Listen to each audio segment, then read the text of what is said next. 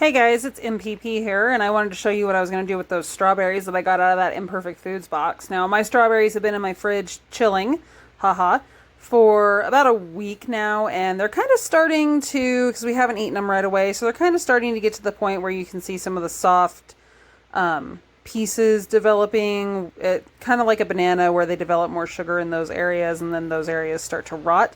So what I'm going to do, what I've already started doing, is I've started hulling them, cutting the tops off, slicing them in half, and dropping them into this lovely little pot of water right here. I'm just going to make some homemade strawberry syrup to put over my kids' pancakes.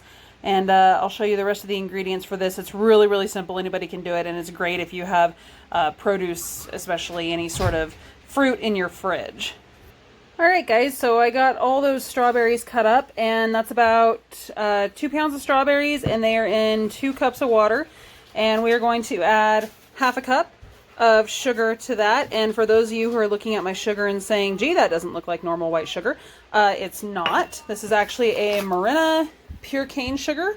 It's an evaporative sugar as opposed to a more processed sugar. It's not bleached. And it's, of course, non-GMO Project verified. The other thing I'm going to add is I'm going to add a little bit of this lemon juice right here. And the reason I add a little bit of lemon juice is because it'll actually help bring out the flavor of the strawberry really, really nicely. And then I'm going to get this on the stove and get it going. And we're just going to take whatchamacallit, and kind of smash it down a little bit. And we're going to cook it down into a syrup. Alright guys, so I have my strawberries on the stove with the Morena sugar in there, and if anyone's wondering, I actually buy that sugar at my local Walmart. The whole reason I do that is because it's readily available and I buy it in large 8-pound bags. So this stuff is hanging out on the stove, getting hot, and all I'm going to do is take my handy dandy, you heard me call it earlier, whatchamacallit. This is just an old-fashioned potato masher. And I'm going to stick it down in here, and I'm going to squash these a little bit. And the reason I'm going to squash them is because it gets them to release their juice, even though I did cut them, gets them to release their juices and their own natural sugars a little bit faster. And I'm going to stir that a little bit.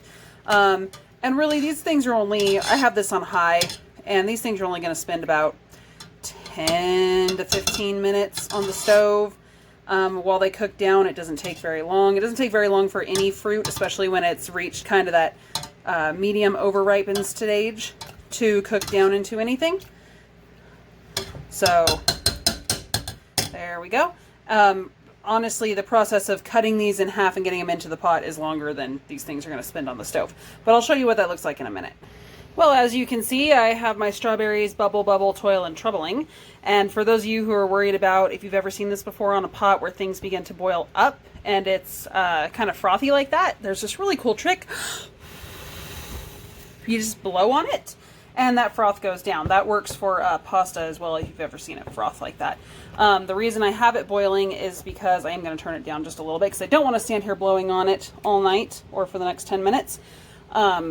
Is I want to evaporate that water off of it, which is a reason why I don't have a lid on it.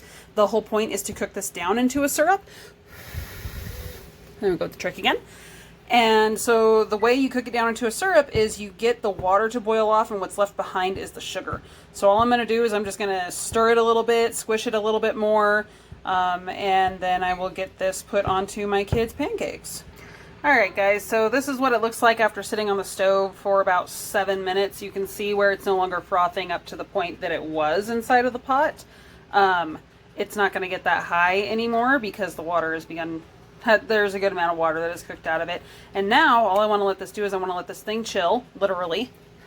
And I'm going to shut the heat off, and I'm going to move it to the back of the stove, off of the heat, where it can just kind of sit, and all of that will, you can see right there, how it looks. And so all I'm going to do is I'm going to let that thicken up just a little bit, and you can even see how it moves differently. You can tell it doesn't move like water anymore. You can see where it takes a little bit to kind of come down off the side of the pan.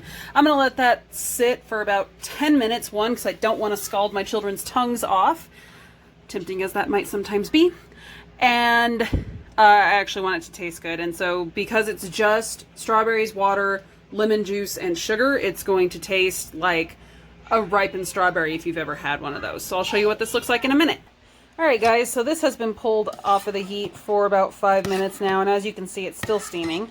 But you can also see how it's gotten a little bit thicker in there. Now, some of you are probably looking at this and saying, well, that's not as thick as syrup that comes out of a bottle. And you're right, it's not. And I'm going to tell you why. Number one, I did not add copious amounts of sugar to this. You watched me. I put in actually a little bit less than half a cup of sugar. My kids really don't need that much sugar. I don't think yours do either. I could be wrong, granted, I'm not telling you how to parent, just saying.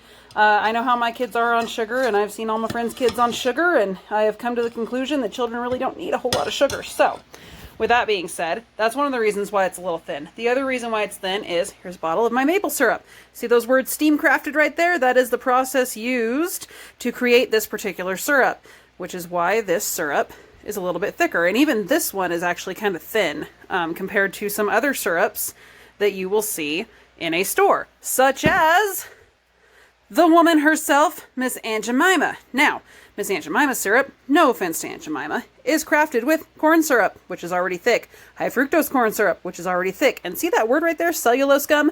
That is a thickener. So, that is why this is thick and kind of runs the way it does, and why my homemade fruit syrup is not. Now, I could thicken this up. I could have cooked it down more, which would have resulted in less syrup but thicker. And I could have added more sugar to it, which would have made it sweeter and also resulted in it thickening up. But I prefer it this way. And I'm just going to spoon that over my kids' pancakes right there. And really, I've made enough to kind of give all of my kids one ladle full, and they'll eat this stuff up. Also, if you don't have kids, this stuff is fantastic. If you do entertaining, get a little bit of whipped cream vodka, put this in the bottom of your glass, add that vodka to it, put a little bit of Sprite in there, or some sort of